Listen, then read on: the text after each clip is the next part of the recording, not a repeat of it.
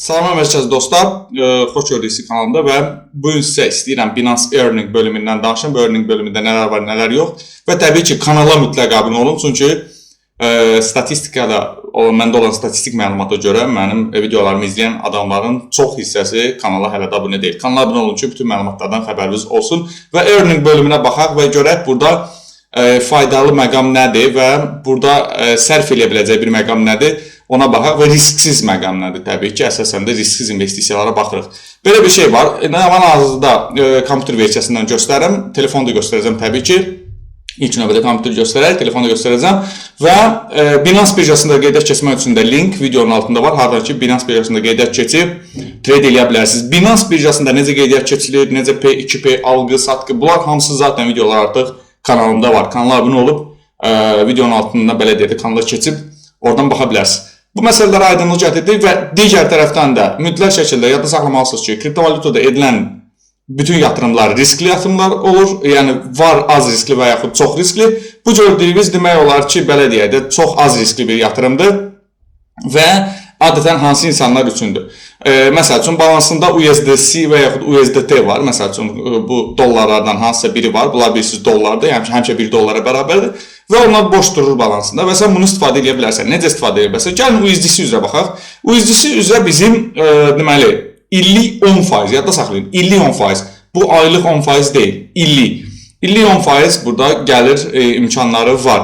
Və bu nə deməkdir? Deyir ki, biz əgər bura öz USDC-lərimizi qoysaq, illik 10% əldə edə bilərik. Və təbii ki, sən fikirləşə bilərsən ki, mən bura belə çıxır ki, 10.000 USDT qoydum. İllik 10% hesablasaq 10.000 USDT-nin illik 10%-i 1000 USDT-dir. 1000 USDT-nin də 365 günə bölsək günə 3 dollar düşür. Fikirləşsən ki, hə, günə 3 dollar qazana bilərəm. Çox əla, bomba kimi olsa balansında durur. Qoy elə Earning bölümündə bunu eləyim. Yox da elə bir şey. Burada gördüyünüz ki, var Tire bölümü var. Haradakı 10% illik gəliri sizə verir. Əgər sizin USDC-niz 400 dollara kimidirsə. 400 dollardan yuxarıdırsa artıq siz tier, daha yüksək tierdə olursunuz və sizin illik gəlir 0.47% düşür. Ona görə də bir strategiya düşünmüşəm mən. Məsələn, bir neçə dənə Binance hesab açıb, məsəl üçün, hansısa dostumun, tanışımın, qohumun, əqrabamın adına olan Binance və məsəl üçün balansında olan USDC-ni, hərəsinin balansına 399 USDC qoyub, stake edə bilərsən beləliklə və onları bir-birinə referal da edə bilərsən təbii ki. Orada düzdür, elə də güclü gəlir yoxdur, amma yenə də eləyə bilərsən. Və hər birinə 390 USDC qoyub, yəni bütün hesablar təbii ki, sənin əl çatan olmalıdır və istənilən vaxt o hesablarda KYC verifikasiyada istənilirsə, məsəl üçün xaloğlunu çağırıb naxada onu yeyə bilərsən və yaxud əmoğlunu çağırıb deyə bilərsən ki, əmoğlu bir dənə gəl bizə kodu yazım, get. Yəni bunu eləyə bilərsən. Yoxsa məsəl üçün əmoğlu bu gün getdi özü üçün istirahətə Amerikaya və sonra ona əli çatmır. Təbii ki, hesabında müəyyən problem ola bilər. Yəni Binance hesabı məsəl üçün verifikasiya istəyə bilər. Ona görə də diqqətli ol. Yəni kimin adına hesab açacaqsansa, o hesab mütləq sənin üçün o adam da əl çatan olmalıdır, hesab da sənin üçün əl çatan olmalıdır. Və hər birinə 399 USDC qoyub illik 10% əldə edə bilərsən. İllik 10% təbii ki 39 dollar eləyir. Bunu günə böləndə günə 10-11 sent eləyir. Amma məsəl üçün, baxın, günə daha doğrusu burada yazır 11 USDC, yəni 11 sent eləyir.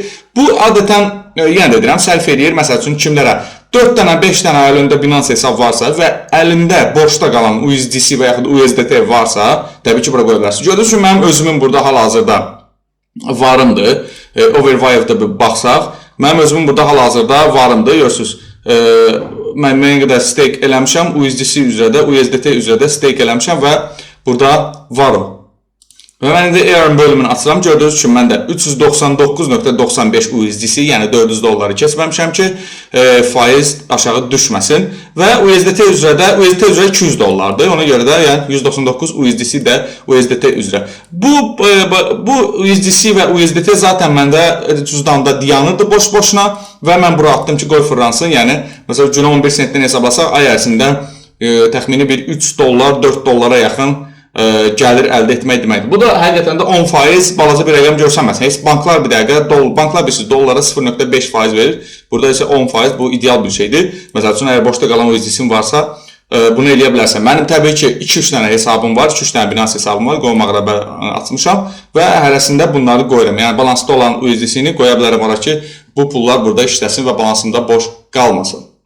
İndi isə mobil telefonla giriş edib baxaq. Overview-a girirəm, yəni də həmin bölümə və burada yəni də baxaq. Gördüyünüz kimi burada mobil telefonla da elə çətin deyil. Yəni qeydiyyat keçdiniz, hesab açdınız, PHP-dən və yaxud hansısa bir yolla USDT və yaxud USDC-ni qoydunuz ora və yaxud balansınızda varsa atdınız, başladınız daha doğrusu earning-dən qazanmağa. Burada görürsünüz var burada earning bölümü girirsiniz. Məsəl üçün simple earn var. Təbii ki burada digər kriptovalyutalar da var. Əgər sizin holdinginizdə olan hansısa bir kriptovalyuta varsa, məsəl üçün Ethereum-unuz var bir dənə və siz onu saxlayırsınız. Burada bir dənə olmalıdır. 0.1-ə qədər, yəni 0.1 Ethereum-a qədər illik APY 3.43-dür. Əgər siz saxlayırsınızsa, sadəcə balansınızda durursa, bura qoyub qazanc əldə edə bilərsiniz. Və digər burada coinlərdə var təbii ki. Litecoin var, Stark var.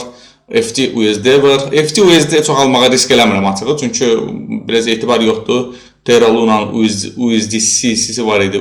Səhvləmirsə hansısa stablecoin o skam olandan sonra biraz yüksək APY, biraz riskli görünür adama. Ona görə də ondan istifadə eləmirəm. Amma USDT və USDC artıq illərdir özünü göstərmiş bir stablecoinlərdir və onların skam olma şansı çox aşağıdır.